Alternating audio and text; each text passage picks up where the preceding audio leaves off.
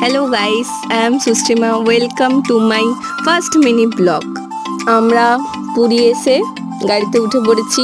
এই যে এটা আমি আর আমার বেস্টি ছিলাম। এবার আমরা হোটেলের পথে রওনা দিয়ে দিয়েছি। কি সুন্দর ওয়াল পেন্টিং এখানে।